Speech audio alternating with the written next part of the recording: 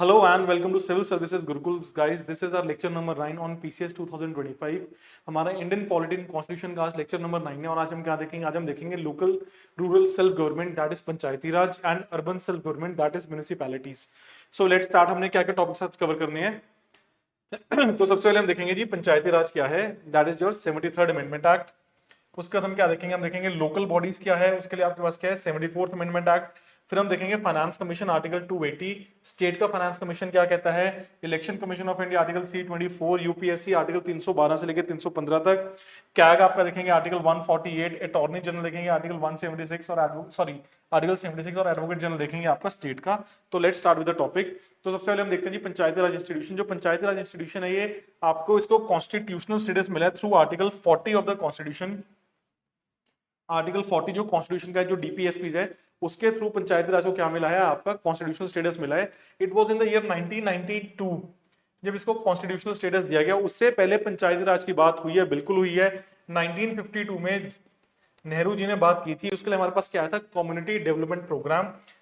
Community development programme उन्होंने बोला कि जो हमारी कम्युनिटीज हैं उसको क्या करना है? उसको डेवलप करना है. जब आपकी रूरल कम्युनिटीज, आपकी लोकल कम्युनिटीज डेवलप होंगी तो स्टेट के ऊपर कम बर्डन होगा. अगर स्टेट के ऊपर कम बर्डन है तो सेंटर के ऊपर कम बर्डन होगा.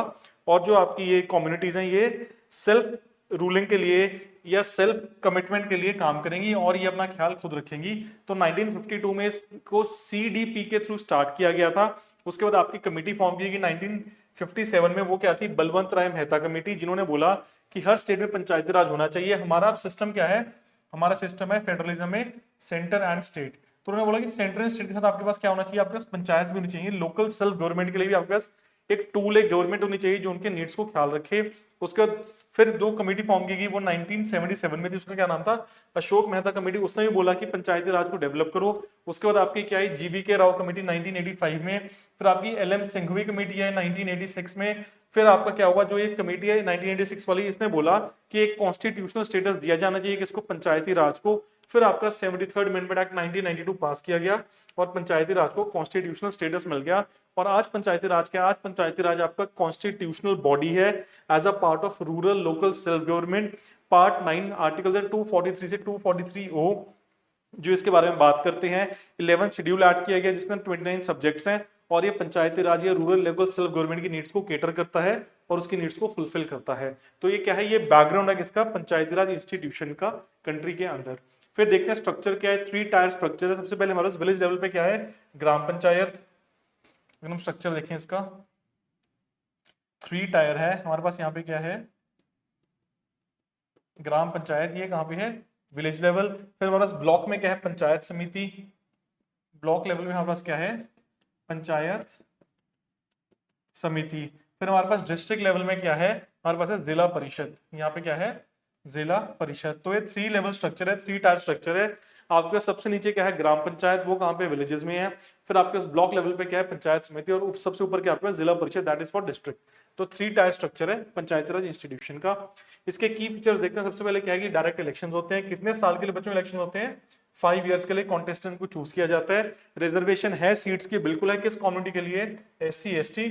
और 1/3 सीट्स किसके लिए? विमेन के लिए रिजर्व है, विमेन के लिए. तो रिजर्वेशन की बात करें तो कौन कौन सी कैटेगरीज आएंगी? SC ST plus women reservation में. फिर हमारे पास क्या है? State finance commission. क्या इसको हेल्प करता है? बिल्कुल हेल्प करता है. उसके लिए क्या आर्टिकल 243 आए.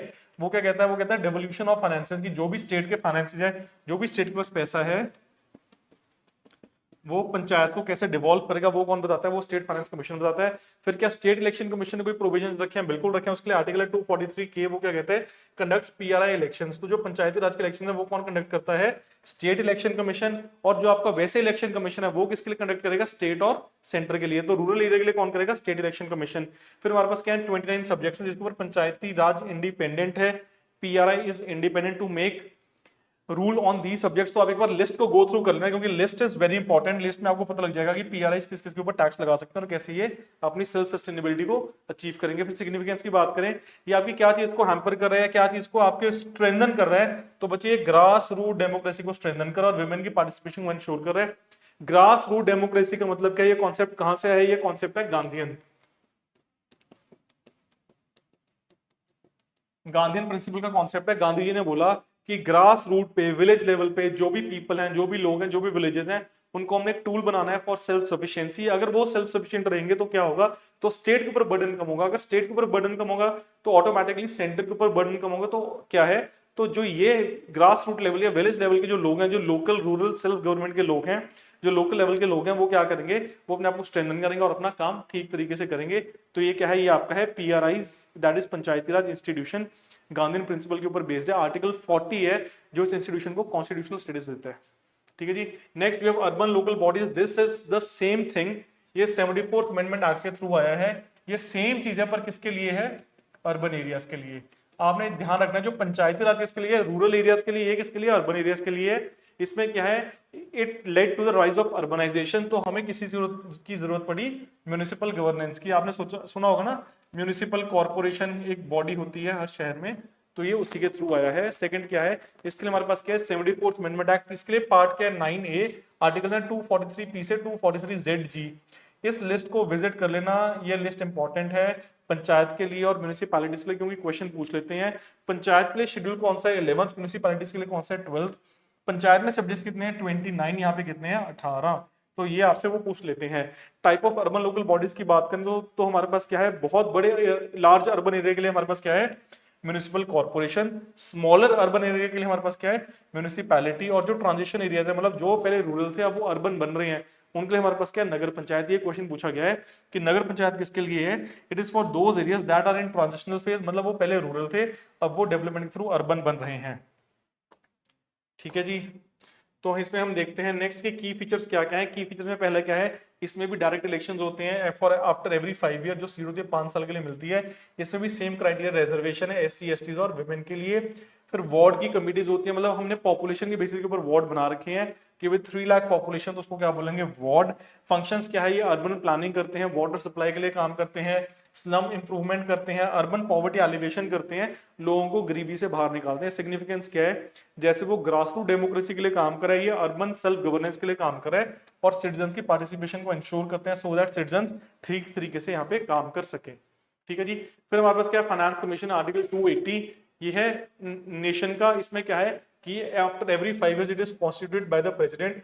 आपको क्वेश्चन पूछ सकते हैं कि कॉन्स्टिट्यूशनल बॉडी फाइनेंस कमीशन, उसको कौन कॉन्स्टिट्यूट करता है, प्रेसिडेंट कॉन्स्टिट्यूट करता है। टेन्योर कितना है मेंबर्स का, 5 इयर्स। ये क्या रेकमेंड करता है, ये रेकमेंड करता है कि सेंटर और स्टेट के बीच में टैक्सेस कैसे शेयर होंगे, मतलब फेडरलिज्म का जो कॉन्सेप्ट है वो स्ट्रेंथन होता है फाइनेंस कमीशन से, क्योंकि फाइनेंस कमीशन बताएगा कि स्टेट से सेंटर को क्या क्या टैक्सेस जाएंगे और कैसे पैसा डिवॉल्व होगा। और ये क्या सजेस्ट करता है, grant in aid. Grant in aid का मतलब क्या, सॉफ्ट लोन है कि स्टेट को जरूरत है तो सेंटर क्या देगा, सेंटर ग्रांट इन एड दे देगा कि हम आपको ग्रांट दे रहे हैं, आप अपनी रिक्वायरमेंट पूरी करो। उसके बाद हम देखेंगे कि आपके साथ हमने कैसे रिजॉल्व करना है मैटर। लेटेस्ट हमारे पास क्या है, 15th फाइनेंस कमीशन, तो उसने NK Singh was the person. 2021 से 26 तक इसकी रिकमेंडेशन आएंगी। यहाँ पे टैक्स को डिवॉल्व कर दिया 41% की, जो 41% टैक्स है वो स्टेट को मिलेगा, मतलब शेयर स्टेट को मिलेगा 41% टैक्स में से जो भी इनकम है स्टेट की, सेंटर की। फिर आपका आता है जी स्टेट फाइनेंस कमीशन, उसके लिए आर्टिकल 243 आए। ये गवर्नर कॉन्स्टिट्यूट करता है आफ्टर एवरी 5 इयर्स। ये क्या करता है, ये स्टेट रेवेन्यू को रिकमेंड करता है, डिवॉल्व करता है कि जो स्टेट है उसने अर्बन लोकल बॉडीज और पंचायती राज इंस्टीट्यूशन को कैसे पैसे देना है स्टेट ने, तो ये वो डिवॉल्व करेगा। और ये किसके ऊपर फोकस करता है, ये सेंट्रलाइज्ड या डिसेंट्रलाइज्ड फिस्कल डेफिसिट के ऊपर फोकस करता है। ये कहता है कि जो फाइनेंसेस हैं वो डिसेंट्रलाइज्ड फॉर्म में ग्रास रूट लेवल को मिले, सो दैट वो काम कर सके और अपनी जो नीड्स हैं उसको मीटअप कर सके। ठीक है जी। Next we have Election Commission of India, article 324। ये कॉन्स्टिट्यूशनल बॉडी है, ये मल्टी मेंबर बॉडी है। एक यहाँ पे कौन है, चीफ इलेक्शन कमिश्नर, और दो आपके क्या है, election commissioners at present. Initially it was a single member body, बाद में क्या बन गई, मल्टी मेंबर बॉडी। इनको अपॉइंटमेंट कौन करता है, प्रेसिडेंट। टेन्योर कितना है, 6 इयर्स और the age of 65 years. Independent क्यों है, क्योंकि ये रिमूव कर सकते हैं या इनको रिमूव किया जाता है as the process of supreme court just through impeachment. हमने वो ऑलरेडी डिस्कस कर चुके हैं। और जो बाकी इलेक्शन कमिश्नर्स को अगर रिमूव करना तो उसके लिए आपको कहिए recommendation of chief election commissioner. तो it is a constitutional body. ये कुछ फैक्ट्स हैं जिसके ऊपर बार बार क्वेश्चन पूछा जाता है। फिर नेक्स्ट आपका इनके पावर्स एंड फंक्शंस देखें तो पावर्स एंड फंक्शंस क्या है, ये इलेक्शंस कंडक्ट करते हैं किसके लिए, पार्लियामेंट के लिए, स्टेट लेजिस्लेचर के लिए, प्रेसिडेंट और वाइस प्रेसिडेंट के लिए। तो रूरल के लिए कौन कंडक्ट करता है, अभी हमने देखा था, उसके लिए कौन है, स्टेट इलेक्शन कमीशन, जो रूरल एरिया या आपका पंचायती राज के लिए इलेक्शंस कंडक्ट करता है। फिर सेकंड क्या है, ये क्या प्रिपेयर करते हैं, आपके इलेक्टोरल रोल्स, इसको क्या बोलते हैं, वोटर लिस्ट।